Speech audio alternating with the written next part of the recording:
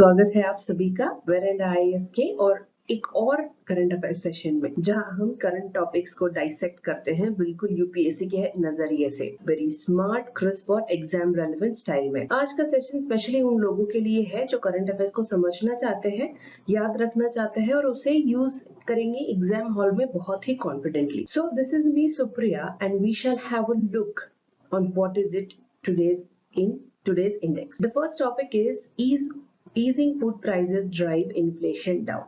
ये टॉपिक जो है इन्फ्लेशन का है, एक इम्पॉर्टेंट एंगल कवर करता है, कैसे फूड प्राइसेस इकोनॉमी को डायरेक्टली इम्पैक्ट करते हैं और पॉलिसी मेकर्स के डिसीजन पर इसका असर क्या पड़ता है, वी विल लर्न। अब ये जो है इकोनॉमी से जुड़ा हुआ टॉपिक होगा। Then comes the second topic, the importance of India and Europe walking in step. ये टॉपिक फॉरेन पॉलिसी और इंटरनेशनल रिलेशन से रिलेटेड है। इंडिया और यूरोप के बीच में जो स्ट्रेटेजिक पार्टनरशिप है और ग्लोबल इश्यूज पे मिलके जो वो काम कर रहे हैं, उनके इंपॉर्टेंस को हम यहाँ पे समझेंगे। Then this goes to IR. Then comes the third topic about women, ST जो STEM careers and more receptive industries है, उनके बारे में ये बात करता है। ये क्या रहेगा, ये एक social issues, economy and governance तीनों का मिला के ये टॉपिक बन जाता है। विमेन इन स्टेम एक रिकरिंग यूपीएससी थीम बन गया है। यहाँ जेंडर रिप्रेजेंटेशन और इंक्लूसिव ग्रोथ का डायमेंशन भी हमें टच करना है। So this becomes very important topic. Okay, topic 4 is about the scientist finding something about the locust issue. ये जो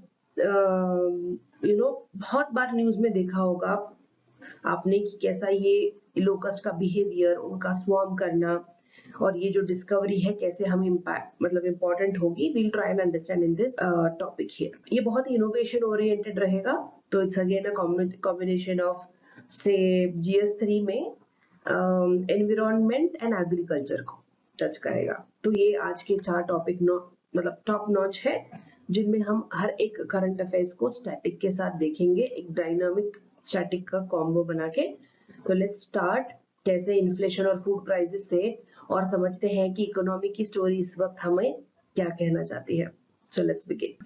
तो चलिए शुरुआत करते हैं एक ऐसे इकोनॉमिक इंडिकेटर से जो हम नॉट ओनली आम आदमी के जेब से लेकर आरबीआई की मॉनेटरी पॉलिसी तक सब पर असर करता है, that is inflation. Retail inflation जो है जून 2025 में गिरकर सिर्फ 2.1% हो गया है और ये 77 मंथ्स का लोवेस्ट पॉइंट है। इसका मतलब क्या है, लगातार 8 महीने से फूड प्राइसेस जो है नीचे जा रहे हैं। इकोनॉमी के लिए ये बहुत ही पॉजिटिव सिग्नल है। ठीक है, अब समझते हैं इसका बैकग्राउंड ब्रेकडाउन, क्या क्या ये आर्टिकल हमें बताता है। फूड इन्फ्लेशन जो है अभी 0.2% है, यानी कि कॉन्ट्रैक्शन। लास्ट ईयर जून 2024 में जो है फूड इन्फ्लेशन 8.4% में था। ये बताता है कि सब्जी, दाल, फ्रूट्स जैसे डेली यूज आइटम्स के प्राइसेस भी बहुत नोटिसेबल रिडक्शन हुआ है। Then when we talk about crude oil, तो वो भी -12.3 से गिरे हैं। क्रूड ऑयल का गिरना डायरेक्टली इफेक्ट करता है ट्रांसपोर्टेशन, लॉजिस्टिक्स और मैन्युफैक्चरिंग कॉस्ट पे, जिससे जो है ये जो होलसेल इन्फ्लेशन होता है वो भी कम हो जाएगा। क्रूड के प्राइसेस जो है वो डाउन होने का एक बड़ा इम्पैक्ट होता है, वो ये है कि डीजल और पेट्रोल के जो रेट्स हैं, फर्टिलाइजर्स और इलेक्ट्रिसिटी जनरेशन तक पे उसका असर दिखेगा। इसके लिए हमें इस टाइम पे होलसेल इन्फ्लेशन भी 20 महीने बाद कॉन्ट्रैक्ट होता हुआ दिखा। तो पहली बार जो जनवरी 2019 के बाद आई थिंक ये इतना लो हुआ है। हमें हमारे एग्जाम पॉइंट ऑफ व्यू से भी ये सोचना होगा कि जो इन्फ्लेशन कंट्रोल होता है वो आरबीआई के लिए एक बहुत ही रिलीफ होता है। वो इंटरेस्ट रेट्स में चेंजेस भी ला सकते हैं। अब लोअर इन्फ्लेशन, फूड इन्फ्लेशन मतलब हमारा जो हाउस होल्ड कंजप्शन है वो बहुत ही रिवाइव हो जाएगा। You can say it is equal to a better household consumption. Crude oil के प्राइसेस का अगर फॉल हुआ तो उसका मतलब क्या है, करंट अकाउंट डेफिसिट को भी हम इम्प्रूव कर सकते हैं। इन्फ्लेशन का ये जो डेटा है यूपीएससी के प्रीलिम्स में फैक्चुअल क्वेश्चन के फॉर्म में भी आ जाता है, जैसे कि बेस ईयर कौन सा था, टाइप्स ऑफ इन्फ्लेशन क्या क्या है, ये जो सीपीआई डब्ल्यूपीआई का जो मामला है वो क्या है। I will come talk on that आगे। But just I am telling you कि ऐसे क्वेश्चंस आते हैं।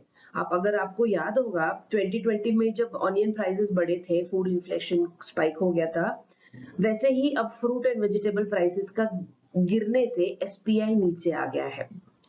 तो ये था इन्फ्लेशन का एक बहुत ही positive update through this article. अब जब इन्फ्लेशन की बात हो रही है तो कुछ बेसिक्स तो सीखने पड़ेंगे, है ना। सब सारे डाउट्स होंगे आपके कि इन्फ्लेशन मेजर कैसे किया जाता है और सीपीआई या डब्ल्यूपीआई का मतलब क्या होता है। तो इन दोनों इंडाइसेस को सिंपल और यूपीएससी स्टाइल के हिसाब से हम समझने की कोशिश करेंगे। कंज्यूमर प्राइस इंडेक्स जो होता है ये एक रिटेल लेवल पर प्राइस चेंजेस को ट्रैक करता है, यानी आम आदमी जो है मार्केट में जो प्राइसेस फील करता है वो सीपीआई में रिफ्लेक्ट होता है। इसको कौन कैलकुलेट करता है? Ministry of statistic and program implementation. Okay, इसके कंपोनेंट्स होते हैं food and beverages, housing, clothing, fuel etcetera. और सबसे इंपॉर्टेंट बात यह है कि सर्विस सेक्टर भी इंक्लूड होता है सीपीआई में। सीपीआई जो है वो प्राइमरी इंडेक्स होता है for the inflation targeting by RBI. RBI का जो ये 4% प्लस और -2% का जो टारगेट होता है सीपीआई के बेसिस पर ही होता है। Then comes the wholesale price index, WPI ये इंडेक्स है जो होलसेल लेवल पर प्राइसेस का मेजर देता है, यानी मंडी लेवल या बल्क ट्रेडिंग लेवल पे कितना प्राइसेस चेंज हो रहे हैं ये ट्रैक करता है। इसको कौन पब्लिश करता है? Ministry of commerce and industry. इसमें 3 मेन कैटेगरीज होती है, primary article, fuel and power और मैन्युफैक्चर्ड प्रोडक्ट्स। ये सर्विस सेक्टर को इंक्लूड नहीं करता है। प्रीलिम्स के लिए हमेशा याद रखिएगा आप, सीपीआई जो है वो सर्विस सेक्टर को इंक्लूड करता है, डब्ल्यूपीआई नहीं करता। सीपीआई होता है कंज्यूमर्स के लिए और डब्ल्यूपीआई होता है होलसेलर्स के लिए। तो हमारे लिए फूड इन्फ्लेशन इतना इंपॉर्टेंट क्यों हो जाता है? क्योंकि सीपीआई में फूड का वेटेज जो है वो 45% का है लगभग। तो सीपीआई पर डायरेक्ट इम्पैक्ट पड़ेगा अगर फूड प्राइसेस गिरते हैं, बढ़ते हैं एक्सेट्रा। और फूड इन्फ्लेशन काफी चीजों से इन्फ्लुएंस्ड होता है, रेनफॉल से हो गया, storage, MSP policies, fuel cost और कोई अगर इंटरनेशनल ट्रेंड्स हो रहे हैं तो उसके चलते। तो यहाँ पे हमने देखा सीपीआई और डब्ल्यूपीआई का कैसे कैलकुलेट होता है, कौन उसको मेजर करता है एक्सेट्रा। इन्फ्लेशन मेजरमेंट की बात की हमने और recent fall in food prices ने कैसे इन्फ्लेशन को नीचे लाया ये भी मैंने आपको कुछ हद तक बताया। समझते हैं इस ट्रेंड का क्या ब्रॉडर इम्पैक्ट हो सकता है इकोनॉमी पर, पॉलिसी पर और आम आदमी पर। पॉलिसी इम्पैक्ट के जैसे अगर आप देखोगे तो आरबीआई की जो अप्रोच है, जब इन्फ्लेशन लो होता है तो आरबीआई ज्यादा अकोमोडेटिव मॉनेटरी पॉलिसी फॉलो करता है। मतलब रेपो रेट में हाइक अवॉइड किया जा सकता है या इवन कट भी हो जाएगा रेपो रेट। ओके, लेकिन कॉशन भी जरूरी है क्योंकि ग्लोबल अनसर्टेनिटीज अभी भी बने हुए हैं, जैसे जियोपॉलिटिकल टेंशन हो गया, एल नीनो का इफेक्ट हो गया और जो ऑयल सप्लाई का डिसरप्शन हम देख रहे हैं। शॉर्ट में बोलेंगे तो अगर इन्फ्लेशन डाउन हो जाएगा तो मॉनेटरी पॉलिसी को थोड़ा सा ब्रीथ करने के लिए स्पेस मिल जाएगा। Then comes agriculture dependency. अभी इंडिया जैसे एग्रो बेस्ड इकोनॉमी में इन्फ्लेशन डायरेक्टली मॉनसून और एग्रीकल्चर आउटपुट से लिंक्ड होता है। अगर मॉनसून नॉर्मल रहा और एमएसपी पॉलिसी जो है स्टेबल रहे तो फूड इन्फ्लेशन जो है वो हम कंट्रोल में ला सकते हैं और ज्यादा। लेकिन अगर ड्रॉट या क्रॉप फेल्यूर हो गया तो ये ट्रेंड रिवर्स भी हो सकता है। हमेशा आपको याद रखना है इन्फ्लेशन हमारे लिए इकोनॉमी भी नहीं, इकोनॉमी से भी जुड़ा हुआ नहीं है, ये बहुत ही सीजनल और स्ट्रक्चरल होता है। Then comes urban poor reliefs. जब फूड और फ्यूल इन्फ्लेशन गिरता है तो अर्बन पुअर के लिए डेली सर्वाइवल थोड़ा सा इजी हो जाता है, उनके कंजम्पशन पैटर्न थोड़े इंप्रूव हो जाते हैं और ओवरऑल डिमांड भी जो है मार्केट में रिवाइव हो जाती है। ये एक बहुत ही पॉजिटिव कंजम्पशन लेड ग्रोथ होता है। जैसे कि अगर आप देखो गैस सिलेंडर का है, अगर उसका प्राइस कम होता है तो घर का बजट बैलेंस हो जाता है for urban poors. Then when we talk about export concern, अब यहाँ पे क्या होता है, अगर इन्फ्लेशन बहुत ज्यादा नीचे चला गया या डिफ्लेशन हो गया तो फार्मर्स को एमएसपी या मंडी रेट्स कम मिलते हैं। Again it becomes a very difficult point. यहाँ पे एक्सपोर्टर्स को भी कम प्राइस मिलता है, इसका मतलब फार्मर इनकम और अग्री जो एक्सपोर्ट्स होते हैं दोनों पे थोड़ा सा यहाँ पे नेगेटिव इम्पैक्ट है। इसीलिए जो है इन्फ्लेशन को हमेशा हमें बैलेंस करके चलना पड़ता है, यहाँ ज्यादा होना चाहिए, ना ज्यादा लो होना चाहिए। अब इन्फ्लेशन का ट्रेंड जो है फिलहाल पॉजिटिव है, लेकिन उसके पीछे के मूविंग पार्ट्स है monsoon, global oil, MSP etcetera. अब हमारे लिए बहुत ही मल्टी डायमेंशनल अप्रोच हो गया ये तो, मतलब हमें इकोनॉमी भी देखनी है, एग्रीकल्चर देखना है, गवर्नेंस देखना है एंड वेलफेयर भी देखना है, सब कुछ इसमें हिडन है, you can see that. Okay, so after all the discussion, let's move to our next topic, that is the importance of India and Europe साथ साथ चलने के लिए। ये जो फॉरेन पॉलिसी का एक नया डायनामिक देखने को मिला हमें, GS2 के लिए सबसे ज्यादा इम्पोर्टेंट है, लेकिन अब प्रीलिम्स में भी क्या हो जाता है, इंटरनेशनल ग्रुपिंग के बारे में हमेशा ये पूछते रहते हैं, तो you can have always hands on with the factual data यहाँ पे। अब ये ग्लोबल सिनेरियोज क्या होते हैं, यूएस चाइना का जो राइवलरी चल रहा है वो कैसे, मतलब how can we be a opportunity here, ऐसे करके कुछ क्वेश्चंस पूछ लेते हैं। अब ये सारे चक्करों में इंडिया यूरोप पार्टनरशिप को रिडिफाइन किया जा रहा है with renewed diplomacy, stronger economic ties and strategic engagement. अब इसका बैकग्राउंड भी तो समझ लेते हैं ना थोड़ा सा, तो you have a proper understanding. India Europe ties काफी पुराने हैं, बहुत मेनली कमर्शियल नेचर के। इंडिपेंडेंस के बाद जो है तभी रिलेशन थोड़े से कॉर्डियल हुए थे, लेकिन स्ट्रेटेजिकली इंपॉर्टेंस नहीं दिया गया था तब तक। इंडिया जो है नॉन अलाइनमेंट मूवमेंट फॉलो करता था, यूरोप का फोकस हमेशा से ट्रांसएटलांटिक था, ट्रांसएटलांटिक मतलब यूएस सेंट्रिक अफेयर्स पर होता था हमेशा, तो दोनों का म्यूचुअल एंगेजमेंट बहुत ही डीप नहीं था। अब सिनेरियो थोड़ा सा बदल रहा है ना, climate change, AI regulation, supply chain resilience जैसे ग्लोबल इश्यूज पर इंडिया और यूरोप जो है उनका कोऑर्डिनेशन थोड़ा ग्रो होता जा रहा है। ट्रेड एंड टेक्नोलॉजी काउंसिल की अगर बात करेंगे तो ये जो टीटीसी जैसे मैकेनिज्म है वो स्ट्रेटेजिक मेच्योरिटी दिखाते हैं इन दोनों के रिलेशन में। यूरोप भी अभी जो है इंडो पैसिफिक को लेकर बहुत एक्टिव हो गया है, जो इंडिया के इंटरेस्ट से मैच करता है, तो it's a good thing for both of us.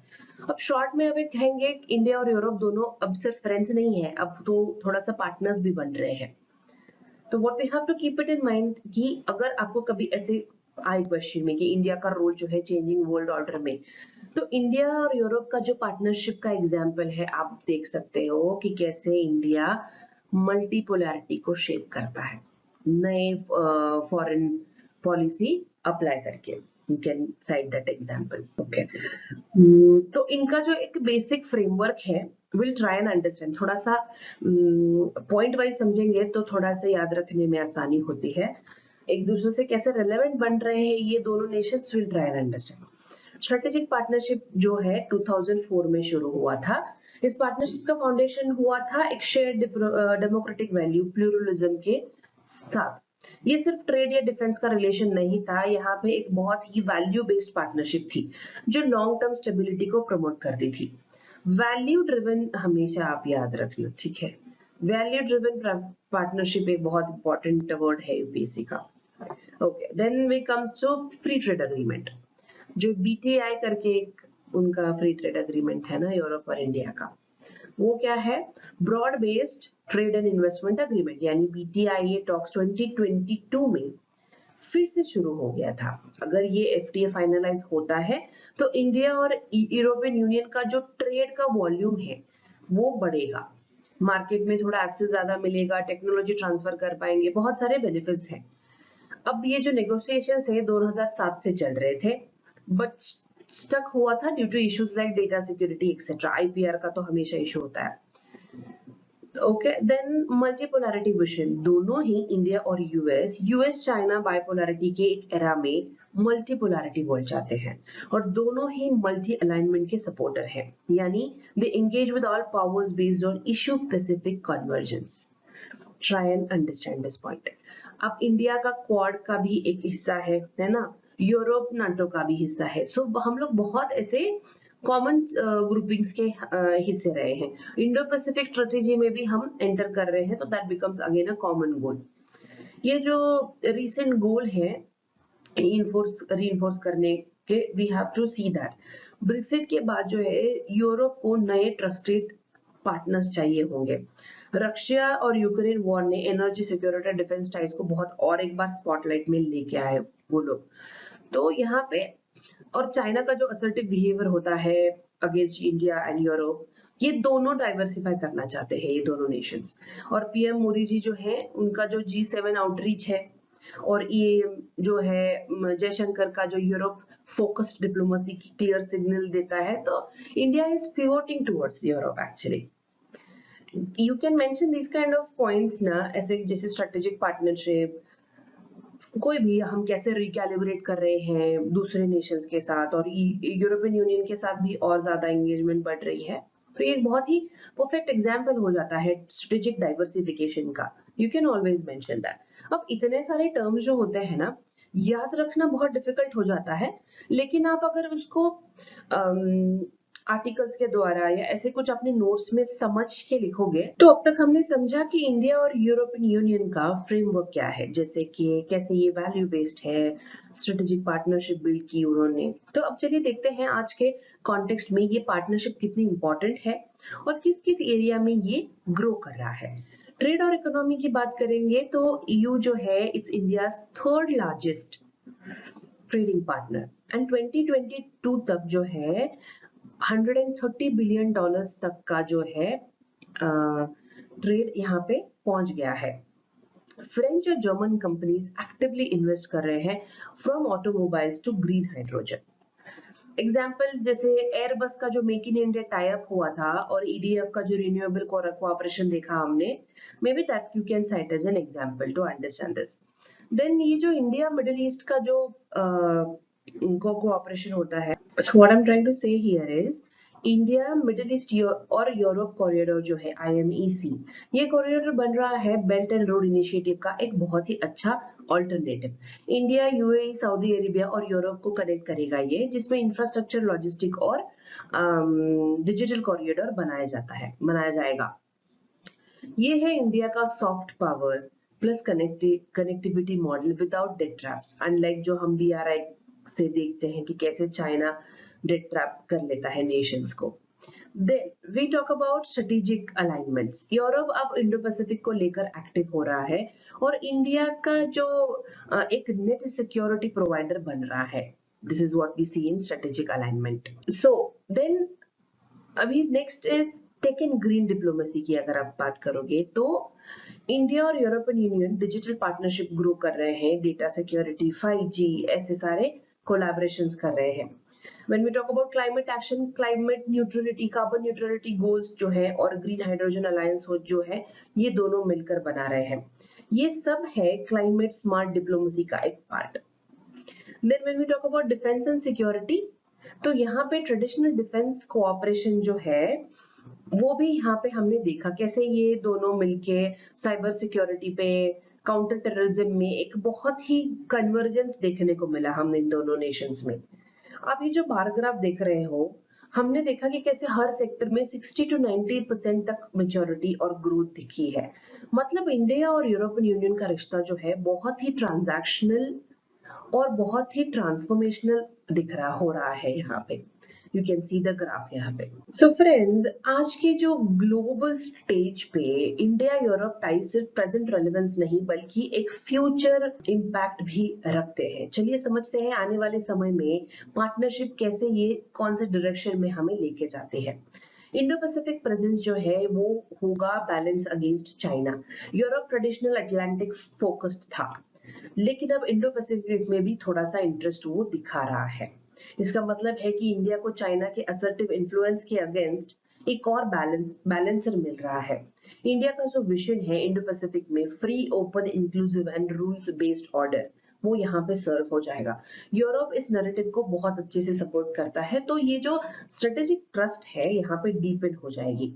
Then when we talk about trade enhancement, और अगर ये जो BTI है या कोई मिनी ट्रेड डील फाइनल हो जाएगी, तो बायलैटरल ट्रेड वॉल्यूम्स में बहुत ही सिग्निफिकेंट बूस्ट मिलेगा यहाँ पे। यूरोप के लिए इंडिया एक बहुत ही लार्ज मार्केट है, और इंडिया के लिए European Union is a tech rich capital hub, तो दोनों का यहाँ पे पर्पस सर्व हो जाएगा। हमेशा आपको प्रीलिम्स के हिसाब से क्या याद रखना है, ये BTI, इसका जो इन्वेस्टमेंट एग्रीमेंट हुआ था वो आप एक बार रिवाइज कर सकते हो। देन मेक इन इंडिया को बूस्ट मिल जाएगा, जॉइंट टेक्नोलॉजी ट्रांसफर करना, क्लीन एनर्जी और डिफेंस प्रोडक्शन, ये सब एरियाज हैं जहां पे यूरोपियन यूनियन इन्वेस्टमेंट करेगा मेक इन इंडिया को डायरेक्ट बूस्ट देने के लिए। एग्जाम्पल के तौर पे फ्रांस का जो डसॉल्ट ने उसको ऑलरेडी इंडिया में असेंबली यूनिट एस्टेब्लिश किए हैं। जर्मनी ग्रीन हाइड्रोजन प्रोजेक्ट्स में इन्वेस्ट करता है। ये सब मिलके इंडिया को बना सकता है एक बहुत ही यूरोप का ट्रस्टेड मैन्युफैक्चरिंग हब। और ये जो पोस्ट यूक्रेन वॉर के बाद तो may be they need it. Then digital governance की बात करेंगे। इंडिया और यूरोपियन यूनियन दोनों एआई रेगुलेशन, डेटा प्राइवेसी और साइबर सिक्योरिटी स्टैंडर्ड्स पर हमेशा कन्वर्ज करना चाहते हैं। इसका मतलब ग्लोबल डिजिटल इकोनॉमी के रूल्स लिखने में दोनों का ये जो है एक बहुत ही पॉजिटिव से हो सकता है। अब यहाँ पे याद रखने वाली बात क्या है, इंडिया और यूरोपियन यूनियन के जो टाइज है वो इकोनॉमी, सिक्योरिटी और वैल्यू बेस्ड पार्टनरशिप पे आगे बढ़ रहे हैं। और ये जो है एक बहुत ही होलिस्टिक फॉरेन पॉलिसी मॉडल है जिसको आप हमें एक बहुत ही इंपॉर्टेंट स्टेप की तरह लेना चाहिए। तो ये हमने देखा कि कैसे इंडिया और यूरोपियन का पुराना रिश्ता और आज का और कल का सफर, एक full spectrum coverage of how this is growing. Now let's move towards एक बहुत ही important topic, women in STEM career, जहां साइंस, सोसाइटी और पॉलिसी के साथ मिलकर देखेंगे कि how it is impacting the women life. हमेशा हमने देखा है ये जो इशू होता है साइंस, सोसाइटी, सिस्टमिक बैरियर्स को दर्शाता है। स्टेम का मतलब है, मतलब आपको पता है science, technology, engineering and mathematics. लेकिन यहाँ पे क्वेश्चन क्या है, इंडिया में विमेन का एक्चुअल रिप्रेजेंटेशन स्टेम जॉब्स में कितना है? क्या स्टैट्स कहते हैं? विमेन जो है 43% जो है स्टेम ग्रेजुएट्स होती हैं। वर्कफोर्स में बस 27% ही उनका वो करियर परस्यू कर पाती है। ये क्लियरली बताता है कि एजुकेशन और एम्प्लॉयमेंट के बीच में एक पाइपलाइन लीक है। This is not just a gender gap what we are going to discuss here. This is a talent loss for the nation. Despite having IITs, IISc, etc., gender parity जो है अभी भी बहुत लो है। Institutions तो world class है लेकिन mindset और अपॉर्चुनिटी गैप हमें आज भी देखने को मिलते हैं, specially in hiring, mentorships, field work etcetera. अब इसमें गवर्नमेंट का क्या रोल है? एनईपी तो उन्होंने डिजाइन कर दी है, नए नए इनिशिएटिव्स भी लेकर आए हैं। ये जो प्रधानमंत्री विश्वकर्मा योजना जैसे इनिशिएटिव्स का गोल क्या होता है? वोकेशनल स्किल्स पे इम्प्रूव करना, टेक को और ज्यादा इंक्लूसिव बनाना।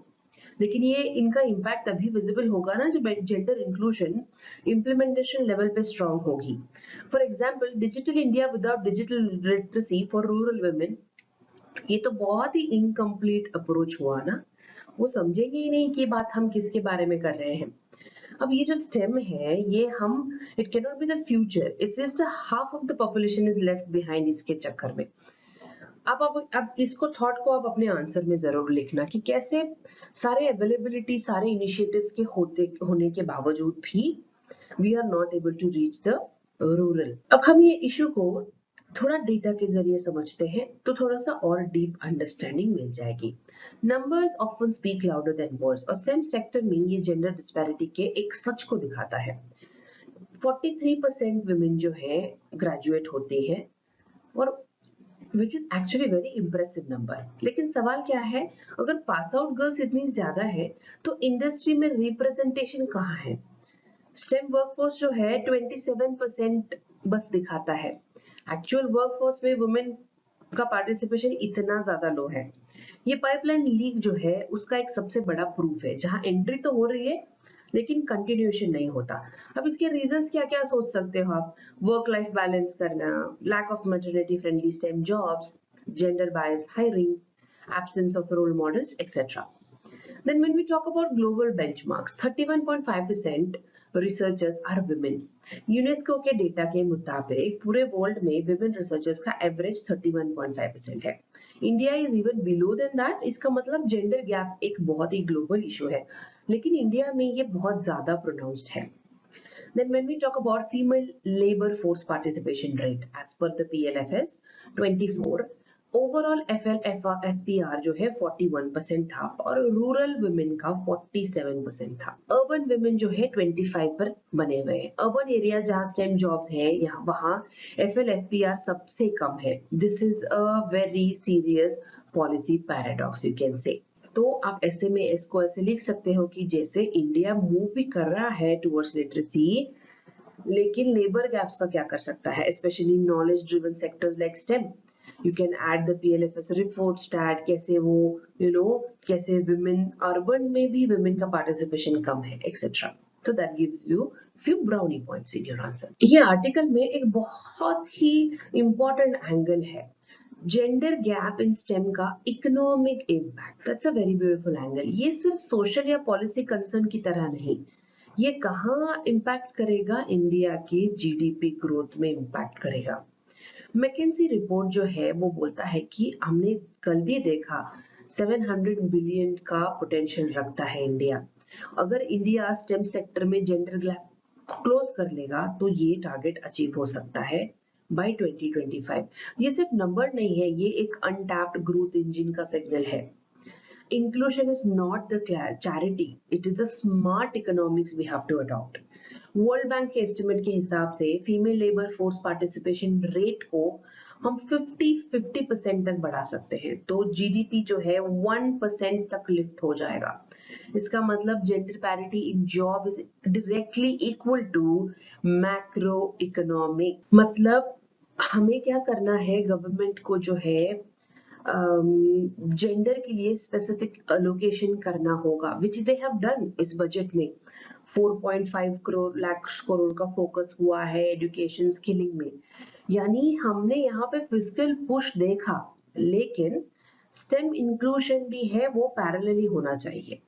फाइनेंशियल टूल्स के बारे में अगर देखोगे आप, तो विमेन एंटरप्रेन्योर्स के लिए टर्म लोन्स, MSME स्कीम्स हैं, न्यू ट्रेनिंग इंस्टीट्यूट सेटअप्स हो रहे हैं, लेकिन स्टेम स्पेसिफिक आउटरीच और रिक्रूटमेंट टारगेट्स यहाँ पे अभी भी मिसिंग है. STEM is the future and women inclusion is वहां पे मल्टीप्लायर की तरह एक्ट करेगा. हमने एक बहुत ही अच्छे से, बहुत ही क्रेडिबल वे से इसको डिस्कस किया अभी. I hope you have understood the economic impact of this STEM. अब हम जेंडर गैप देखा, स्टैट्स देखा और उसका इकोनॉमिक इम्पैक्ट देखा, तो ऑब्वियस सा सवाल उठता है, क्यों आज भी इतनी टैलेंटेड वुमेन स्टेम में करियर कंटिन्यू नहीं कर पा रही है. उसका सोल्यूशन क्या है. पहला आता है सोशल बैरियर.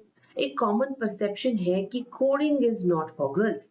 अब यहाँ फिर बेटा जॉब छोड़ दे, अब शादी करनी है.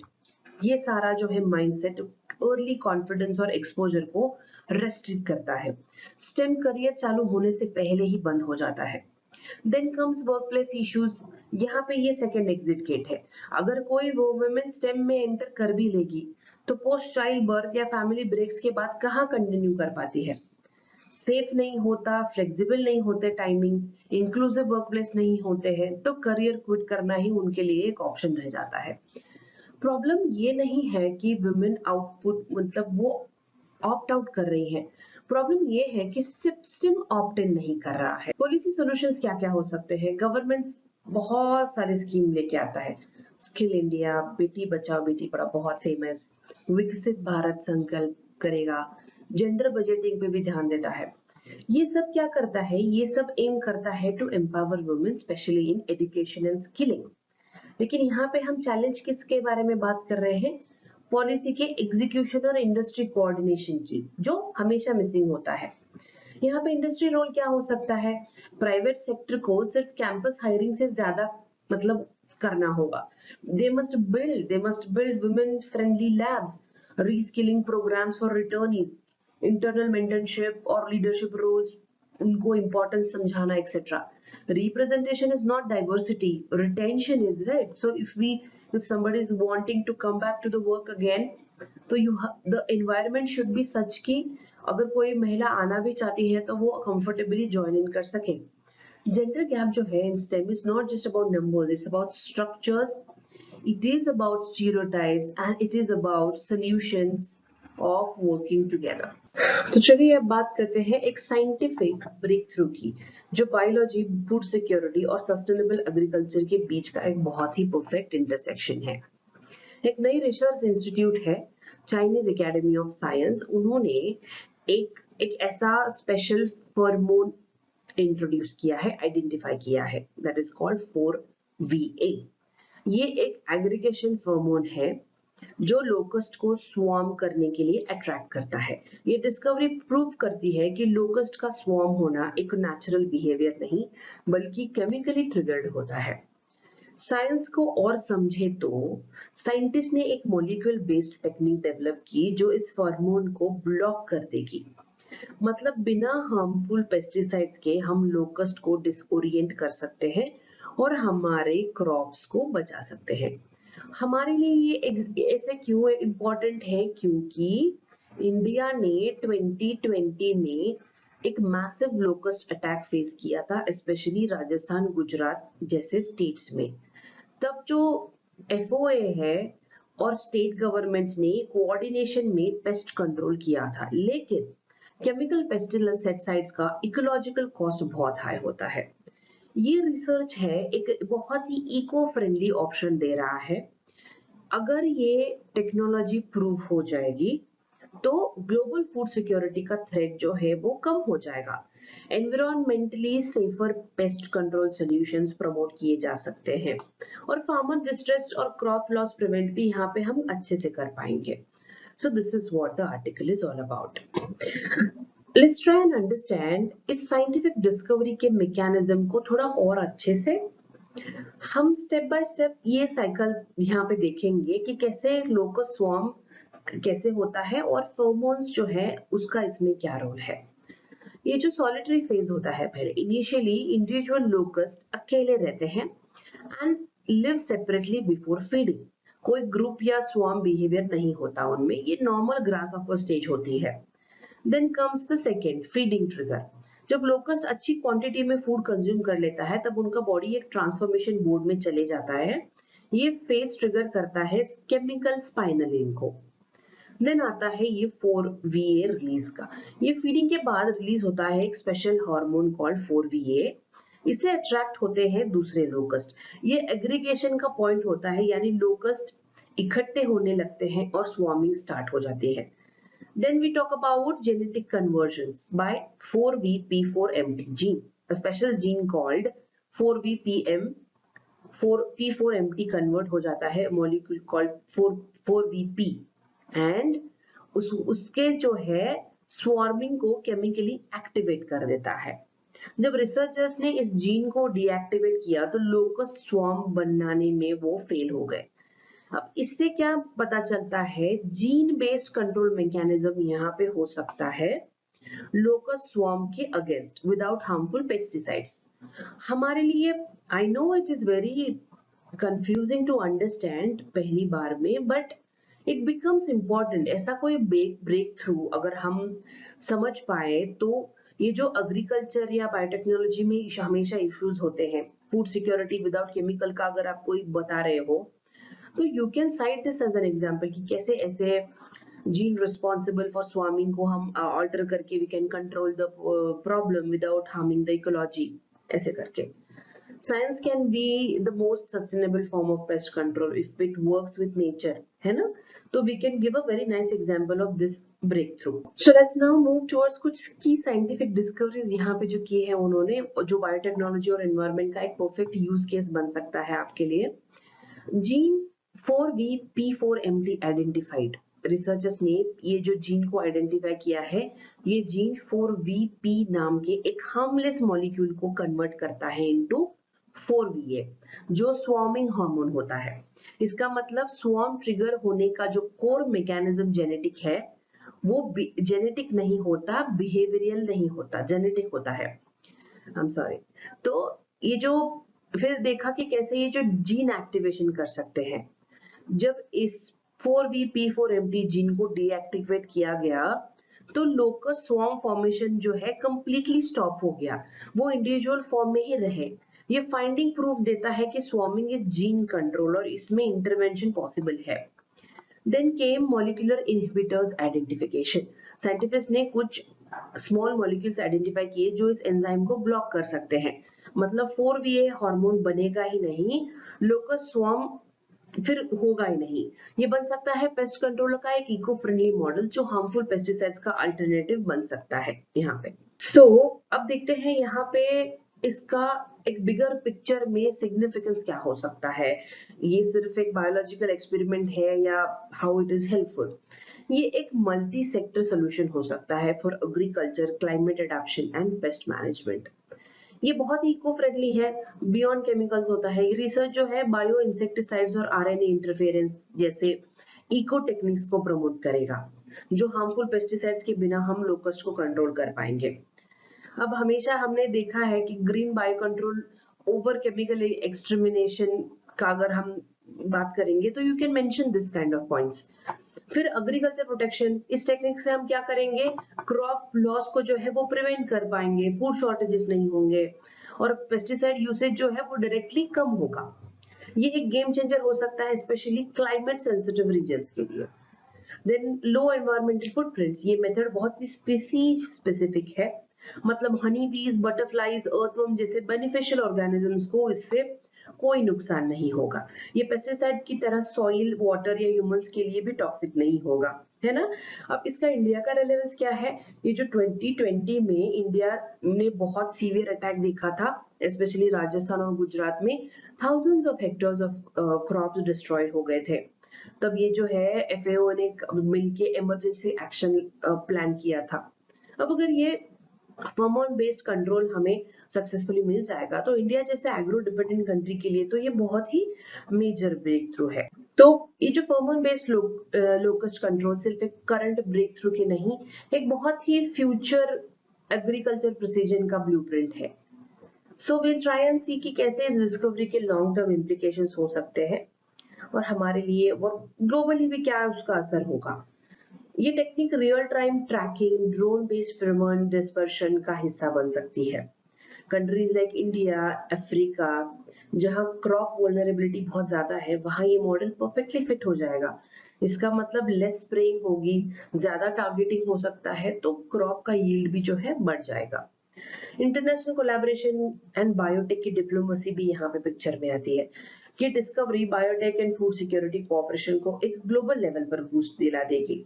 India, China, Africa and European biotech lab सबको मिलके आरएनए और एंजाइम बेस्ड पेस्ट कंट्रोल पर काम करने का एक बहुत अच्छा मौका है ये। So this is how we see कि कैसे फ्यूचर में ये ग्लोबली सारे नेशंस को मदद कर पाएगा। और हमेशा क्या होता है, ये टेक्निक जो है सिर्फ लोकस्ट के लिए नहीं, ये model gene based paste disruption के लिए भी बहुत एक टेम्पलेट जैसे बन जाएगा।